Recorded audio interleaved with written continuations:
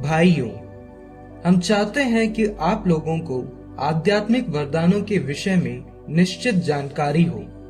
आप जानते हैं कि जब आप मूर्ति पूजक थे तो आप विवश होकर उन गूंगी मूर्तियों की ओर खींच जाते थे।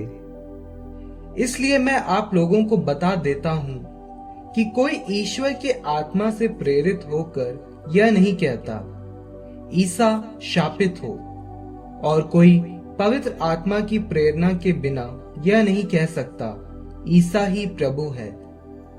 कृपादान तो नाना प्रकार के होते हैं, किंतु आत्मा एक ही है। सेवाएं तो नाना प्रकार की होती हैं, किंतु प्रभु एक ही हैं।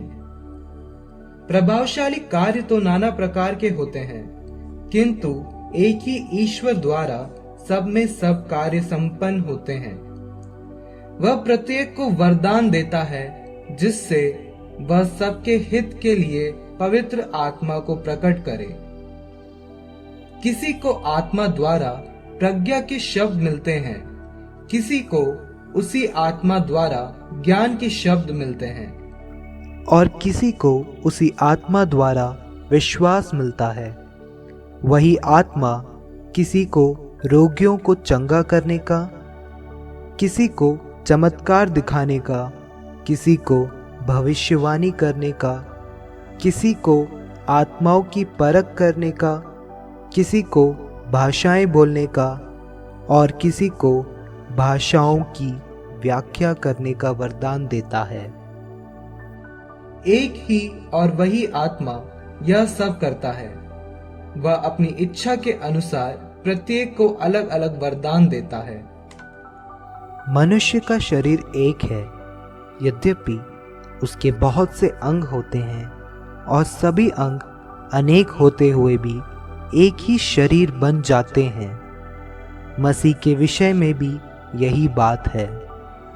हम यहूदी हो या यूनानी, दास हो या स्वतंत्र, हम सब के सब एक ही आत्मा का बपतिस्मा ग्रहण कर एक ही शरीर बन गए हैं।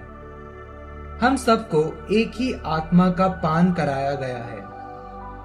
शरीर में भी तो एक नहीं बल्कि बहुत से अंग हैं। यदि पैर कहे मैं हाथ नहीं हूं, इसलिए शरीर का नहीं हूं, तो क्या वह इस कारण शरीर का अंग नहीं?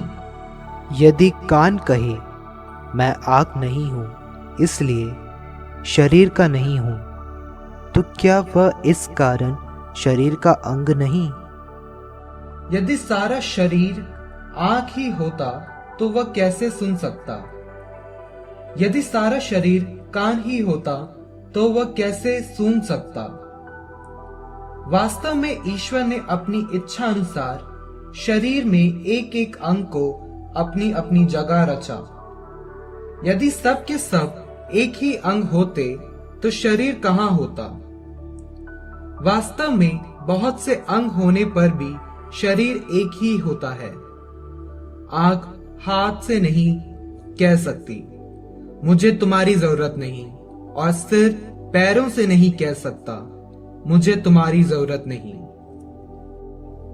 उल्टे शरीर के जो अंग सबसे दुर्बल समझे जाते हैं वे अधिक आवश्यक हैं। शरीर के जिन अंगों को हम कम आदरणीय समझते हैं उनका अधिक आदर करते हैं, और अपने अशोभनीय अंगों की लज्जा का अधिक ध्यान रखते हैं।